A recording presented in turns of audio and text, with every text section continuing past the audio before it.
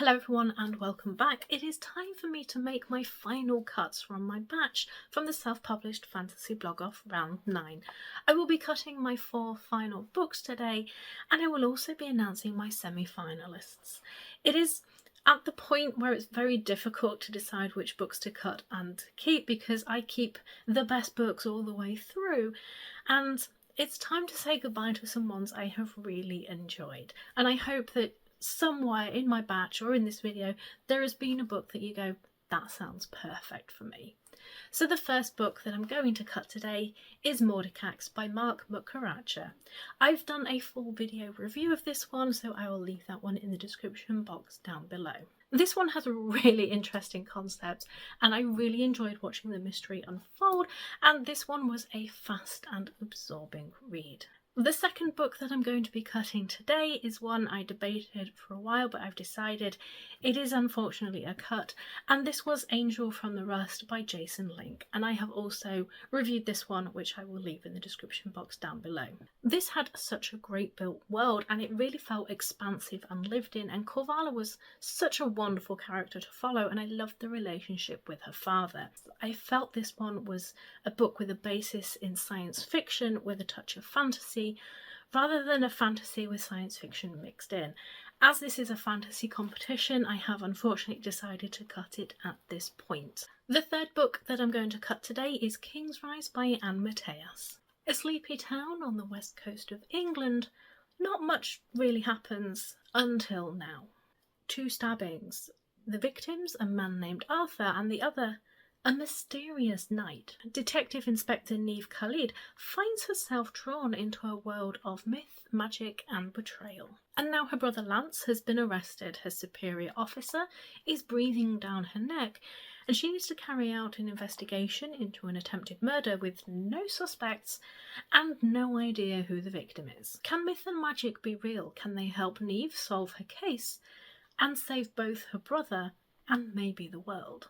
This one took a little while to get going for me. It starts out as a pretty straightforward police procedural, and then there are just these tiny little hints of fantasy elements here and there. And then it ramps up to 11 and there's no mistake that this is firmly rooted in fantasy. Neve is wonderful and I love her, and she is rightfully pissed off when people do not give her some really important information.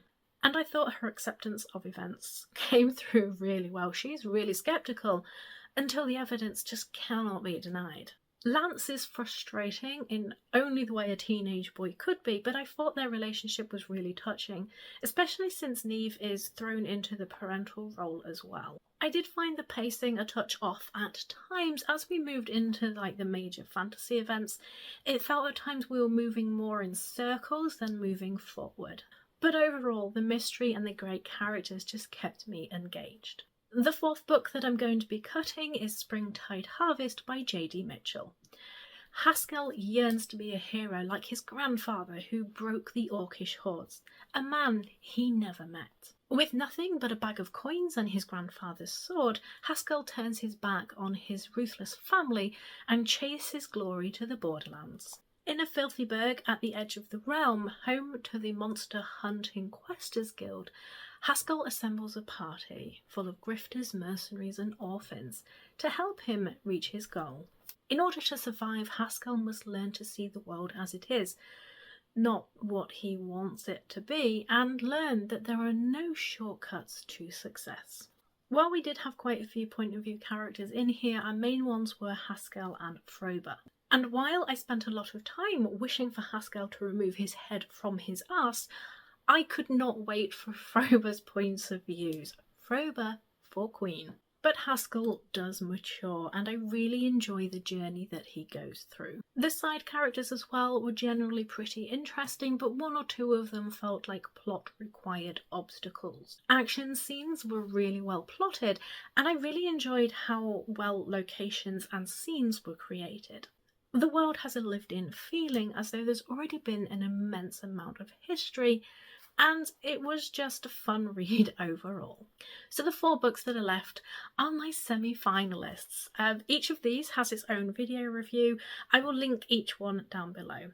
I'll go through them in the order in which I read them. So the first book that is my semi-finalist is The Book of Zog by Alec Hudson. I loved reading about Zog as he experienced the world and the universe and explored making friends, getting hobbies, and figuring it all out. This had fantastic writing and some really memorable characters. The second book that is a semi-finalist is The Fall Is All There Is by C.M. Kaplan. This was one of the most fresh and unique books that I have read in a long time. This is full of chaos and dangerous apocalyptic magic, and it does a really good job of having a fantasy setting with some science elements. Peter is, well, Peter. There is no one else like him, and I adore him. The third book that is a semi-finalist is The Dragon's Hide by Dustin Porter and D.K. Holmberg. I love the dragons in this world, and I have such a weakness for dragons, especially when they're cute dragons. For fans of training montages, and if you've ever wanted your training montage to be cosy, this book is for you. Some interesting magic systems, and I just had a lot of fun while reading this one. My fourth and last semi-finalist is Soul by Jackie Davis and Katie Grierson. The sheer amount of care and detail packed into this one is just simply astonishing. Characters and places are incredibly vivid with an absolutely fascinating world built up. It is quite a dense read with all that detail, but it really was an utter delight. So my next video is going to be my finalist announcement, so that will be coming soon. So I hope some of these books sound interesting to you because it's been another fantastic year. So thanks for watching, and I shall see you all soon.